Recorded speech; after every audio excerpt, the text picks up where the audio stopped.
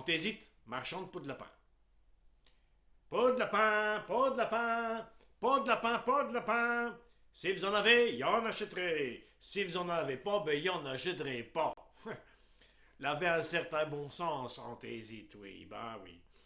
Anthésite, on était son surnom, oui. Parce que l'on buvait de l'anthésite. Oui, vous savez, qui au petit goût de réglisse, on est fin comme goupil, on est rafraîchissant, on est fin, on est fin, on est fin. On est très fin. Bon, le buvait pas que de l'anthésite. Non, non, non, non. On était un diminutif, quoi. T'hésites que l'appelions les copains. Alors, t'hésites ou t'hésites pas, nous se moquions de lui. Bah, il sait quand même plus ce qu'il veut que le répondait. Il avait un certain bon sens, oui. Pas de lapin, pas de lapin, pas de lapin. Si vous en avez, y en achèterait. Si vous en avez pas, ben y en achèterait pas. Le passait partout. Oh, il avait la bosse de commerce, enfin. Il avait la bosse tout court, hein, oui. Oh, oh, là dans le dos, une vilaine bosse depuis tout petit. Mais bon, on est la vie, la roue qui tourne. Il était vilain, il était vilain. Bon, bref.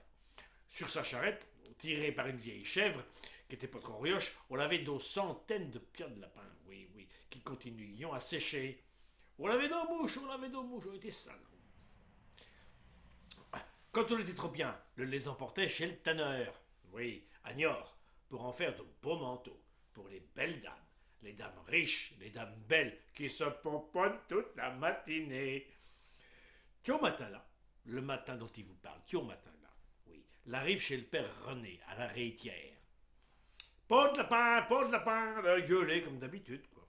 Pour s'annoncer. Si vous en avez, y en achèterait. Si vous en avez pas, ben y en achèterait pas.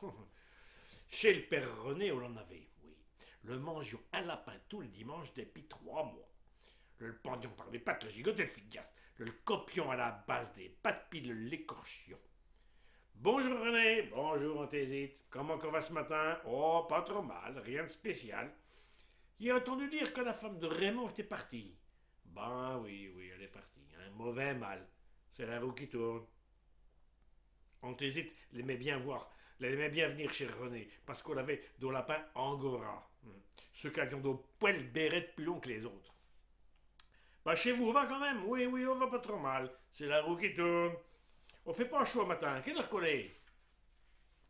Ding, ding. L'arrêtière. 85 Vendée. 9h35. 25 février 1923. Il avait sorti sa belle montre à gousset.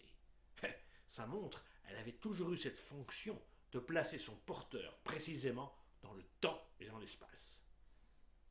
René était occupé à peigner une peau de lapin avec un peigne large.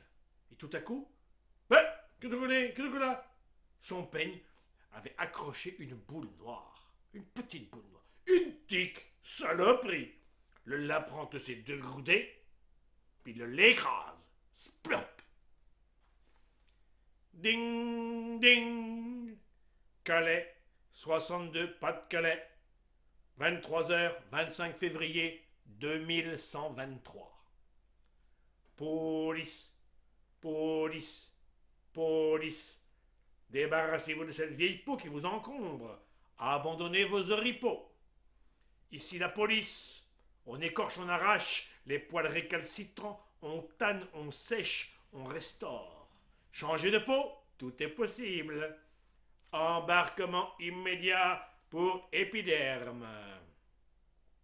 L'île de la nouvelle peau. Quitter la vieille Europe, le continent des vieilles peaux pour rejoindre Épiderme. Un nouveau départ. Épiderme, la seule île où toutes les couleurs de peau sont autorisées. Ailleurs, ce n'était plus le cas depuis longtemps. Chaque pays avait choisi sa couleur. En France, c'était le bleu, la première couleur du drapeau, la couleur de l'égalité. Tous les Français avaient désormais la peau bleue. Pas de débat, pas de discorde. L'Espagne avait choisi le rouge, couleur de la flamboyance. L'Italie avait choisi le noir, emblème de la mafia. L'Allemagne, le vert. Ces Allemands avaient désormais tous la peau verte. Ces écolos, quand même. La paix sociale avait un prix.